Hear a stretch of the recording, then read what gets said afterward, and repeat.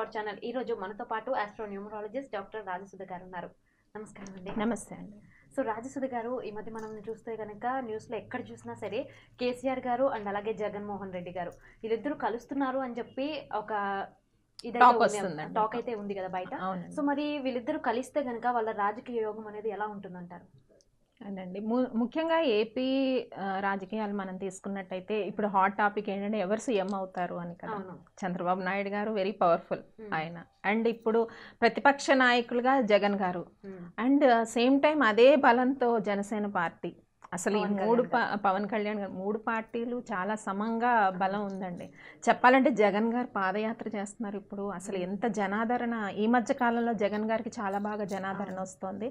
And Chandrababu Naidu గారు అంటే రాజకీయాల్లో చాలా ఆరితేరారు. ఎప్పటి నుంచో తను పొలిటికల్ సక్సెస్ అన్నది అంటే వ్యక్తిగతంగా మనం పక్కన పెడితే చంద్రబాబు నాయుడు గారిది పొలిటికల్ సక్సెస్ చాలా ఎక్కువ కదా. ఆయన పొలిటికల్ జర్నీ కానీ సక్సెస్ కానీ అనుభవం చాలా ఎక్కువ. జగన్ గారు ఏంటంటే ఇప్పుడు కొంచెం అతను పాదయాత్ర చేసి పార్టీ తన కాంగ్రెస్కి ధీటుగా పార్టీ పెట్టినా ఈ మధ్య కాలంలో అతనికి జనాదరణ జగన్ గారికి ఎక్కువగా పెరుగుతుంది. అయితే ఇక్కడ కేటీఆర్ గారు జగన్ గారు కలవటం అన్నది ఒక రకంగా మంచి అని నేను అనుకుంటున్నానండి. అంటే రాజకీయంగా జగన్ గారికి చాలా బెనిఫిట్ అవ్వబోతుంది అని నేను అనుకుంటున్నాను. ఎందుకంటే ఇక్కడ మన తెలంగాణలో కేసీఆర్ గారు అత్యధికంగా మెజారిటీతో విన్ అయ్యారు కాబట్టి ఖచ్చితంగా జగన్ గారికి సపోర్ట్ చేయడం వల్ల ఎంతో కొంత రాజకీయ లబ్ధి అయితే జగన్ గారికి ఉంటుందనే మనం అనుకోవచ్చు. కానీ ఇక్కడ ఇంకొక విషయం అనేది ఏంటంటే అసలు జాతకం ప్రకారం జగన్ గారు సీఎం అవుతారా అని క్వశ్చన్స్ అనేవి చాలామంది అడుగుతున్నారు. అండ్ డిస్కషన్స్ కూడా దాని గురించి.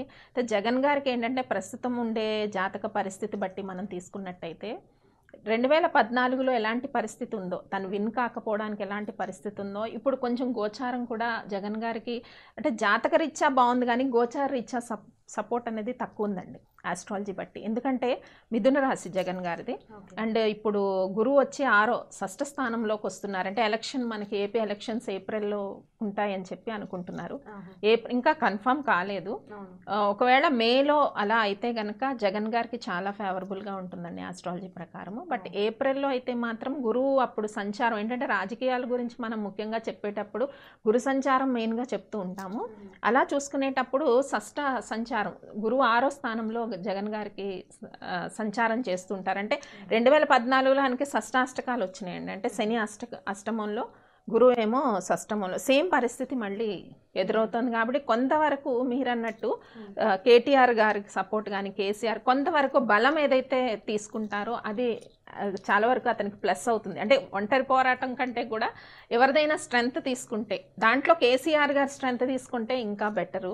కాకపోతే నేను అనుకున్నది ఏంటంటే పవన్ గారు జగన్ గారు కలిస్తే చాలా వరకు బాగా పవర్ అనేది బాగా ఉంటుంది, ఇంకా శక్తి. ఎందుకంటే చంద్రబాబు నాయుడు గారి విషయానికి వస్తే రాజకీయ పరంగా చాలా యోగాలు కలిగిన జాతకం అండి.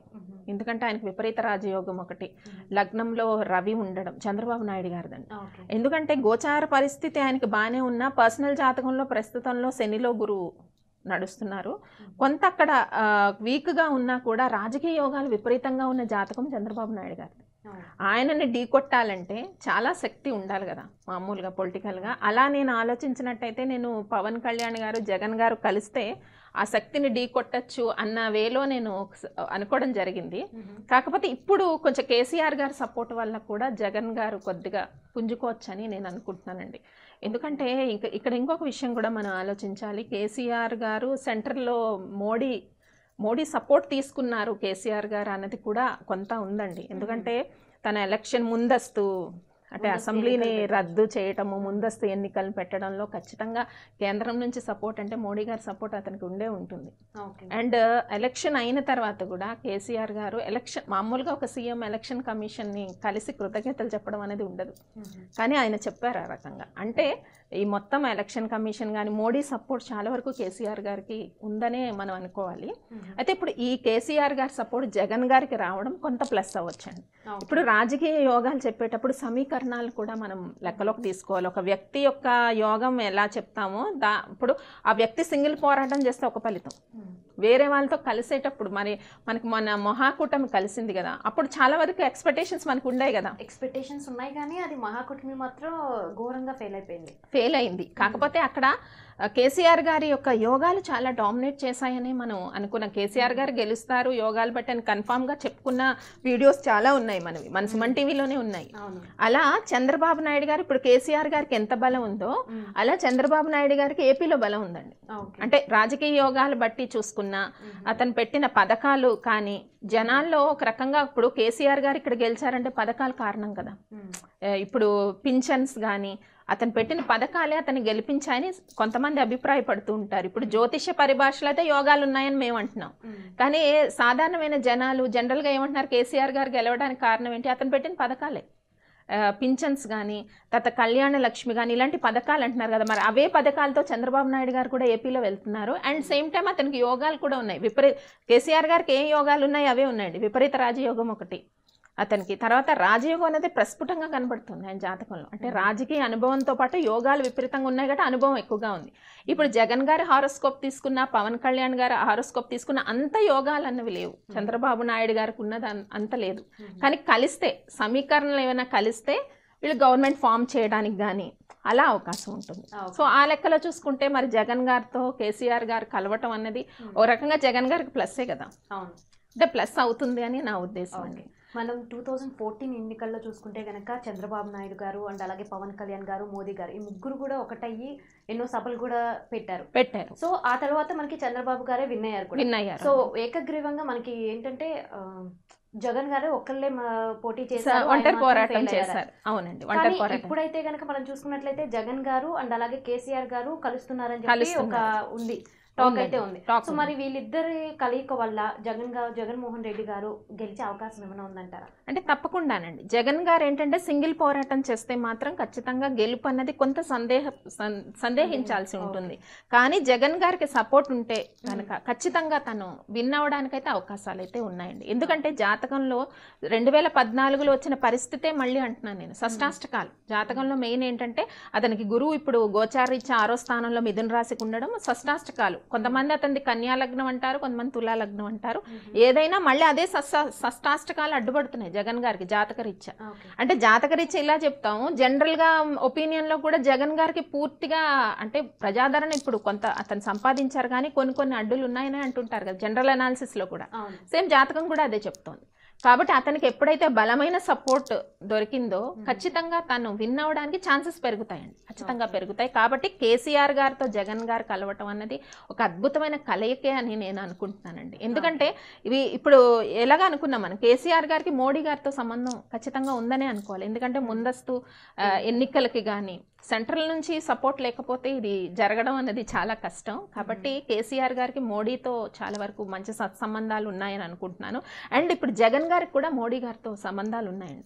ఏ రకంగా ఉన్నాయంటే మరి అప్పుడు 16 months ఆయన కారాగారంలో ఉండాల్సి వచ్చింది కేసెస్ వీటి.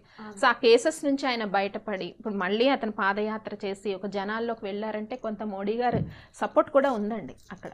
కాబట్టి మోడీ గారితో జగన్ గారు మంచి రిలేషన్స్ అన్నవి ఉన్నాయనే మనం అనుకోవాలి రాజకీయ పరంగా. లేకపోతే ఇప్పుడు అతనికి కేసెస్ అన్నవి చాలా ఇదివరకు జరిగిన దీన్ని బట్టి కేసెస్ ఉండేవి జగన్ గారి మీద, అవన్నీ బయటపడి ఇప్పుడు తను రాజకీయ ప్రచారం చేసుకుంటున్నారు, ప్రజల్లోకి వెళ్తున్నారు, పాదయాత్ర చేస్తున్నారు. అంటే వీటన్నిటి దృష్ట్యా అలా ఆలోచించాల్సి వస్తుంది. అయితే ఒక రకంగా కూటమి అంటే వీళ్ళ ముగ్గురు కేసీఆర్ గారు, మోడీ గారు, జగన్ గారు కలిసి రాజకీయ పరంగా ట్రావెల్ చేస్తున్నారేమో అని ఒక సందేహం ఉంది. అయితే మీరు అడగచ్చు సెంట్రల్లో మరి మోడీ గారి పవర్ ఎలా ఉంది అని చెప్పి. అయితే ఇక్కడ మనకి ఎంపీ సీట్స్ తీసుకున్న తెలంగాణ నుంచి 17 ఎంపీ సీట్స్ ఉన్నాయండి, అండ్ ఆంధ్ర నుంచి 25 ఎంపీ సీట్స్. ఇక్కడ నుంచి సపోర్ట్ మోడీ గారికి చేసినా కూడా తను సెంట్రల్లో గెలవడానికి ఛాన్సెస్ ఉంటాయి కదా.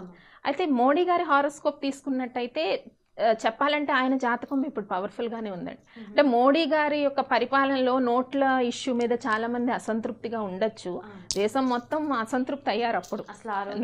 అసలు నోట్ల మార్పిడిలో చాలా ప్రాబ్లమ్స్ వచ్చాయి కదండి అప్పట్లో. చాలా అసంతృప్తిగా ఉన్నా కూడా అతని పర్సనల్ జాతకం అంటే అతను నల్లధనాన్ని అరికట్టడానికి ఇదంతా చేసి ఉండొచ్చు. సో ఒక రకంగా కొంత బ్లాక్ మనీని అరికట్టడానికి అతను చేశారు. కానీ అదేంటంటే ఇబ్బందులు అయ్యా నోట్ల మార్పిడిలో సామాన్య జనం చాలా ఇబ్బంది పడ్డారు మోడీ గారు చేసిన దాంట్లో. 2016లో. కాకపోతే ఏంటంటే అతని పర్సనల్ జాతకం చూసుకుంటే మోడీ గారికి ఇంకా పాజిటివ్ టైం అన్నది 2022 వరకు కనిపిస్తుందండి. అంటే మోదీ గారు మళ్ళీ అవ్వడానికి అయితే ఛాన్సెస్ ఉన్నాయి, గెలవడానికి అయితే ఛాన్సెస్ ఉన్నాయి. మరి ఇప్పుడు రాజకీయ సమీకరణాలు చూసుకున్నా ఇటు ఏపీ నుంచి అయితే ఎంపీ సీట్స్ 25 ఉన్నాయి, తెలంగాణ నుంచి 17 ఉన్నాయి. కాబట్టి కేసీఆర్ గారి సపోర్ట్ కొంత మోడీ గారికి ఉండే అవకాశం కూడా ఉంటుంది.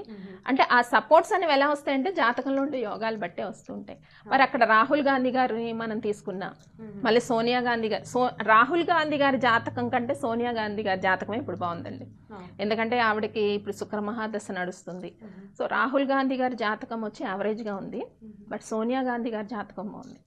అంటే మోడీ గారి జాతకం బాగుందని మనం చెప్పుకున్నాం. 2020-21 వరకు బాగుందండి టైం. అంటే ఏలినాటి శని ఉన్నా కూడా తనకి మంచి టైంలో చంద్రమార్దశలో ఉందండి మోడీ గారి టైం ఇప్పుడు. అండ్ సోనియా గాంధీ జాతకం తీసుకున్నట్టయితే ఆవిడకి ఇప్పుడు శుక్రదశ నడుస్తుంది.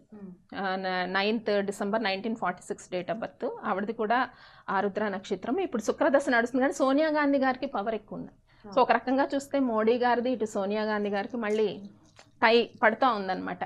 కాకపోతే ఇద్దరు హారోస్కోప్స్ పాజిటివ్గా ఉన్నాయి. మధ్యలో రాహుల్ గాంధీ గారిది అడిగినట్టయితే కొంత యావరేజ్గా ఉందండి, అంటే మరీ నెగిటివ్ కాదు. బట్ యోగాలను అందుకునే అంత పాజిటివిటీ అయితే రాహుల్ గాంధీ గారి హారోస్కోప్లో అయితే నాకు కనిపించట్లేదు, అంటే అనాలిసిస్ బట్టి. కానీ సోనియా గాంధీ గారిది మాత్రం చాలా బాగుంది. ఓకే, సో అయితే ఇప్పుడు మనం మాట్లాడుకుంటున్నటువంటి టాపిక్ లో కేసీఆర్ గారు అండ్ అలాగే జగన్మోహన్ రెడ్డి గారు కనుక కలిస్తే ఎక్కువగా లాభం ఉంటుంది, మోదీ గారికి ఎక్కువ లాభం ఉంటుంది, అండ్ జగన్ గారికి కూడా లాభం ఎక్కువ ఉంటుంది. ఆల్రెడీ కేసీఆర్ గారు ఇక్కడ విన్ అయిపోయారు ఫుల్ మెజారిటీతో, ఇంకా అందులో సందేహం లేదు. కానీ జగన్ గారికి చాలా ప్లస్ ఉంటుంది, అండ్ మీరన్నట్టు మోదీ గారికి చాలా ప్లస్ ఉంటుందండి. ఇప్పుడు నెక్స్ట్ వచ్చేది అంతే కదండి, PM elections, first AP elections, తర్వాత పిఎం ఎలక్షన్స్ అవుతాయి కదా. సో రెండు బెనిఫిట్ అవుతాయి. కాబట్టి ఈ సమీకరణం ఇలా కలుస్తుందేమో అని ఒక అభిప్రాయం ఉందన్నమాట రాజకీయ పరంగా. అటు మోదీ గారికి ప్లస్ అవుతుంది, ఇటు జగన్ గారికి కూడా. ఎందుకంటే జగన్ గారిది ఒంటరి పోరాటమే కదా.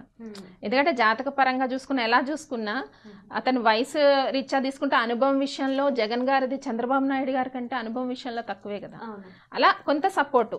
గతంలో ఏమనుకున్నారు, కొంచెం పవన్ కళ్యాణ్ గారు జగన్ గారు ఏమైనా కలిస్తే, ఇద్దరు యువ నాయకులు కదా, కలిస్తే ఫామ్ చేయొచ్చు, గవర్నమెంట్ ఫామ్ చేయొచ్చు అనే సందేహాలు ఉండేవి. కానీ మధ్యలో పాల్ గారు వచ్చారు. పాల్ గారు ఏమన్నా పవన్ కళ్యాణ్ గారికి సపోర్ట్ చేస్తారేమో అనే అభిప్రాయాలు ఉన్నాయి. బట్ అది ఇంకా అఫీషియల్గా ఏమీ డిక్లేర్ కాలేదు. అలాంటి అభిప్రాయాలు ఉన్నప్పుడు ఇప్పుడు జగన్ గారు ఖచ్చితంగా కేసీఆర్ గారు సపోర్ట్లోనే ఇప్పుడు వెళ్తున్నారు, కాబట్టి కొంత బెనిఫిట్ అయితే ఉండొచ్చండి. కానీ ఇక్కడ ఒక చిన్న డౌట్ అండి, ఏంటంటే కేసీఆర్ గారికి ఇప్పుడు ఆంధ్రప్రదేశ్లో ఎలాంటి, అంటే జనాలు ఎక్కువ ఆయన్ని నమ్మట్లేదు. ఎందుకంటే రెండు రాష్ట్రాలు విడిపోవడానికి మెయిన్ కీలక పాత్ర పోషించింది ఈ కేసీఆర్ పార్టీ ఒకటే.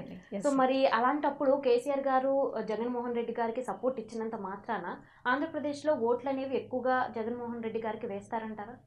అంటే ఇప్పుడు ప్రత్యేక హోదా ఏపీకి వచ్చే దాంట్లో కేసీఆర్ గారు వ్యతిరేకం కాదని చెప్తున్నారండి. ప్రత్యేక హోదా ఏపీకి ఇవ్వాలనుకుంటున్నారు కదా, ప్రత్యేక హోదా ఇవ్వటంలో కేసీఆర్ గారు వ్యతిరేకం కాదు. ఎందుకంటే ఇప్పుడు తెలంగాణ స్టేట్ని మీరు సపరేట్గా తీసేసుకున్న ఏపీకి ప్రత్యేక హోదా వస్తే చాలా బెనిఫిట్ అవుతుందండి. ఇప్పుడు అమరావతి కడుతున్నారు రాజధాని, ప్రత్యేక హోదా వస్తే ప్రత్యేకమైన పరిశ్రమలు అవి వచ్చి చాలా ఉంటుంది, దానికి ఈయన వ్యతిరేకం కాదు. కాబట్టి ఏపీ జనాలు అంత నెగిటివ్గా కేసీఆర్ గారి మీద ఫీల్ అయ్యే అవకాశం అయితే లేదు. పైగా ఆయన అత్యధికమైన మెజార్టీతో గెలిచారు మన తెలంగాణలో. ఆ పాజిటివ్ ఫీలింగ్ అన్నది జనాల్లో ఉంటుందండి. ఇటు ఏపీలో ఉంటుంది, తెలంగాణలో కూడా ఉంటుంది. ఎందుకంటే గెలిచిన పార్టీ కదా, గెలిచిన పార్టీ రైట్, వాళ్ళు చేసే విధానాలు రైట్, వాళ్ళ పాలసీస్ కరెక్ట్, జనాల్లోకి వెళ్ళాయని ఖచ్చితంగా అనుకునే అవకాశం ఉంది కదా. కాబట్టి ఆయన సపోర్టు చాలా వరకు యూజ్ అవుతుంది. అండ్ మోడీ గారి నుంచి కూడా సపోర్ట్ జగన్ గారికి ఉంటుంది ఇండైరెక్ట్. ఎందుకంటే కేసీఆర్ గారికి మోడీ గారు సపోర్ట్ 100% చేశారని మనం అనుకోవాలి. ఎందుకంటే ముందస్తు ఎలక్షన్స్ కానీ ఇవన్నీ చూసుకుంటే ఎక్కడ కూడా దెర్ ఇస్ నో వే అండి, ఖచ్చితంగా సపోర్ట్ చేశారని అనుకోవాలి. ఆయన అనుకున్నట్టే కదా ఎలక్షన్ డేట్స్ కానీ, ముందుగా అసెంబ్లీని రద్దు చేయటం కానీ, ఇది సెంట్రల్లో సపోర్ట్ లేకపోతే ఇది జరగడం చాలా కష్టం. కాబట్టి అలాంటి సపోర్ట్ ఉన్న కేసీఆర్ గారు జగన్ గారికి సపోర్ట్ చేయడం అన్నది ఒక రకంగా ప్లస్సే కదా అని నేను అనుకుంటున్నానండి. అంటే వాళ్ళ రాజకీయ వ్యూహం ఎలా ఉన్నా అది కొంత జగన్ గారికి ప్లస్ అవుతుందని నేను అనుకుంటున్నానండి. థ్యాంక్ యూ సో మచ్ అండి, ఎంతో చక్కగా వివరించారు మా ప్రేక్షకులకి, ధన్యవాదాలు. సో చూసారు కదా వ్యూయర్స్, ఈ వీడియో కనుక మీకు నచ్చినట్లయితే లైక్ చేయండి, షేర్ చేయండి. ఇలాంటి మరిన్ని వీడియోస్ కోసం మా ఛానల్ సబ్స్క్రైబ్ చేయండి. Thanks for watching.